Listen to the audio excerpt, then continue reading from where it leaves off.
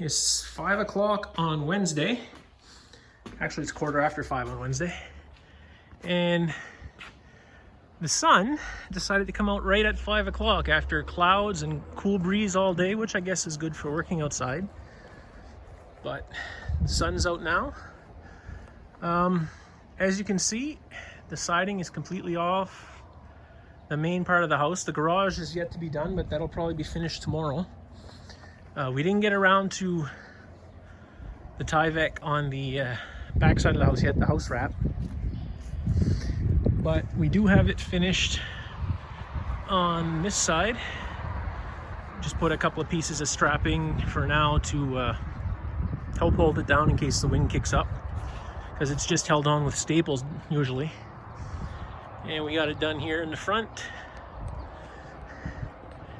And up on the openings here, they're all done, strapped.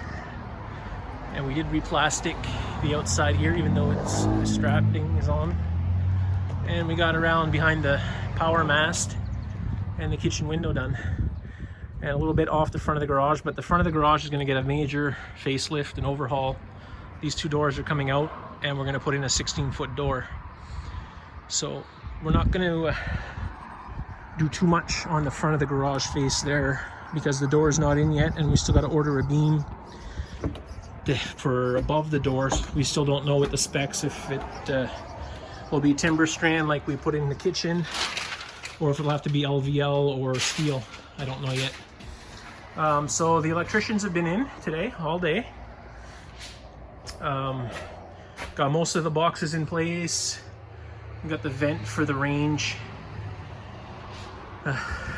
plugs up on the wall for the TVs, and started running data cable, because I'm going to put in a home server when everything's done.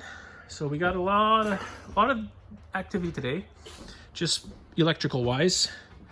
The electricians are also installing the air exchangers, so we do have some duct work that went in as well for that. And we did, even though we don't have a central vac, just for future proofing, we are putting in a pre-install for a central vac, just in case in the future I do buy one, or if I ever sell the house, it's a selling point that it's installed, and it wouldn't take much to hook it up. So the pipe just goes down through the floor there a couple inches, enough to say it's there. It'd be easy to locate when the time comes. So we're getting the bathroom worked on as well. The main lights in place and the bathroom fan is going in. They didn't run the wires yet for the washer dryer. There was some quite a debate over that this morning, because we're doing the stackable laundry, and we had asked before if we should put that wall as a 2x6 wall, and they said no. But now it's become a question of how are they going to vent the dryer, because it's running through the tub, and that wall sits on a joist, so they can't go down and they can't go up, because I guess it's not recommended to have your dryer venting into your eave.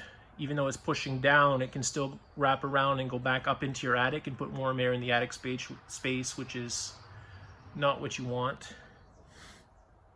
So we might end up having to pull the tub out this way a little bit to give a couple of inches, and then maybe notch the 2x4s a little bit to pass the vent out that way through and exit into the wall.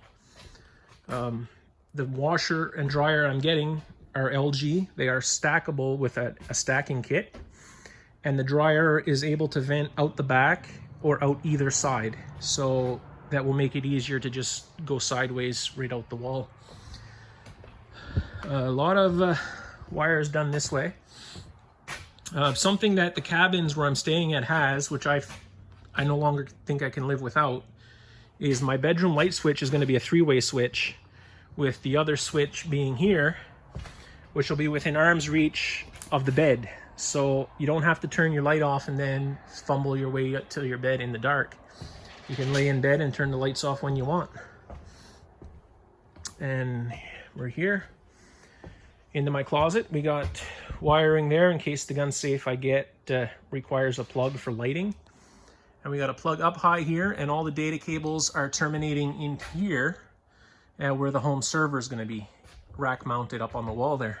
With I'm putting in a 24 port patch panel and switch with surge suppressor and a NAS drive, or NAS storage. If anyone doesn't know, that's network attached storage. It's basically a bunch of hard drives in a small computer that's the size of a toaster, and you can store all your pictures, your video files, all your music files on it.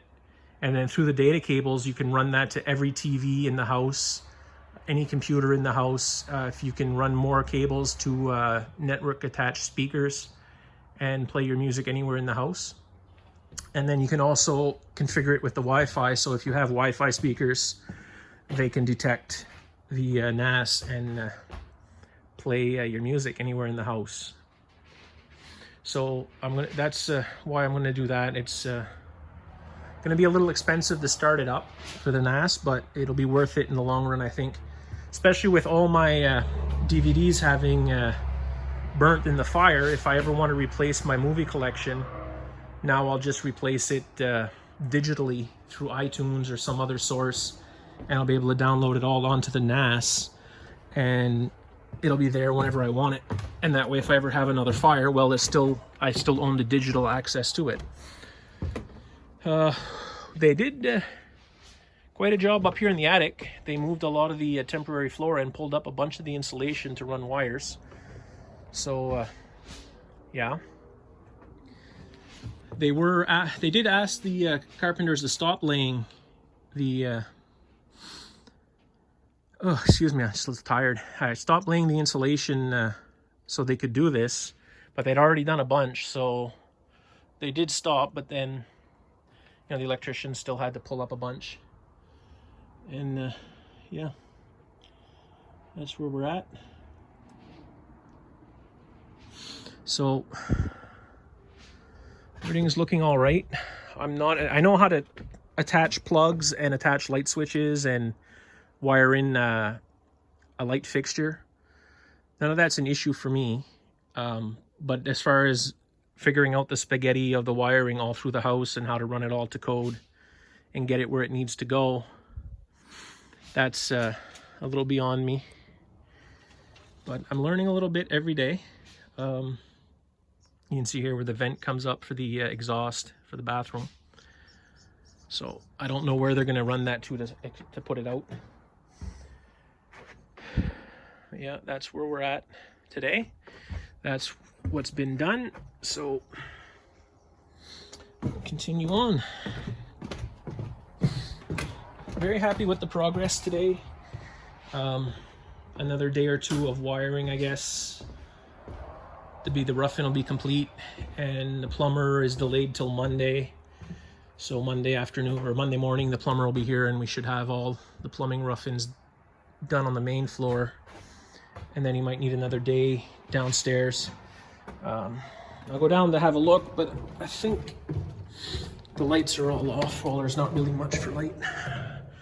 I did get some 2x4 also. I forgot about that. I'm gonna have to start framing in a bit of the dividing walls down here, so the electrician can put their drops for the hot water tank and the deep freeze and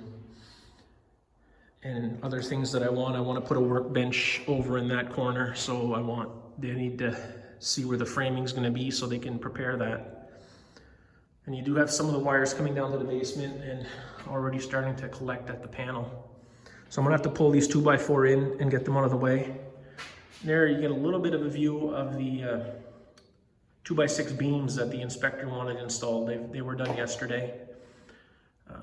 They take the replace of the steel posts and the jack posts that were put there when the new beam was installed.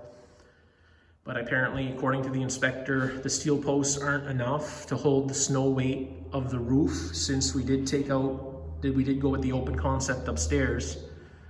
So the steel posts are no longer enough, so they wanted triple and quadruple 2x6 beams to hold the weight of the snow that'll accumulate on the roof in the winter. So that's what we had to do. So I'm just gonna haul these in. Try not to break any of the electrician's stuff here.